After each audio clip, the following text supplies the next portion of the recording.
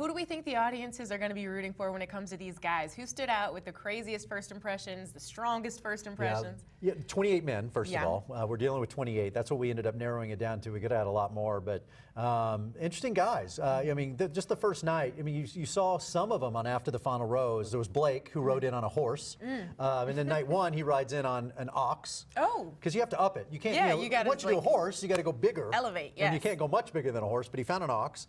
Then you have David, who showed up in a chicken costume. Break it down for me how these things work. Is it like, I okay, don't know. producers, I've got a vision. I want to ride in on an ox. You tell me. You have this moment to impress a man. Yeah. Here's what I'm going to do. I'm going to put on a chicken suit.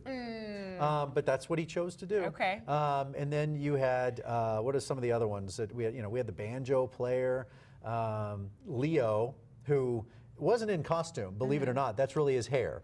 He does the unveiling. He had kind of a man bun, a mun, and then shakes it out. And it's like full Fabio. Oof.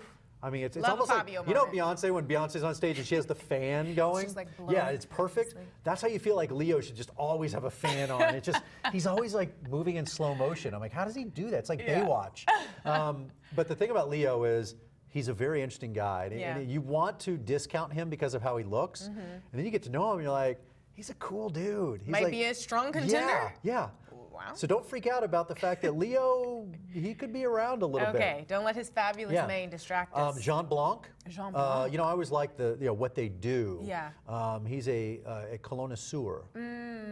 What does that mean? See, you said, like, you know what that means. You don't know what that means. No, I was like halfway through, I was like, nope, I can't actually pretend to know what this is. No, that's not a job. Nope, that's not a job. But what did he say it was? He has like 250 colognes. He's obsessed with cologne. Oh, okay, okay. And as a woman, I don't know if you want to like just have every smell in the world coming at you like that. All at the it's like same a weird time. Indian restaurant. Oh my goodness. But that's a colognoisseur. Okay, colognoisseur. But I will say this, as all joking aside, 28 men, really diverse.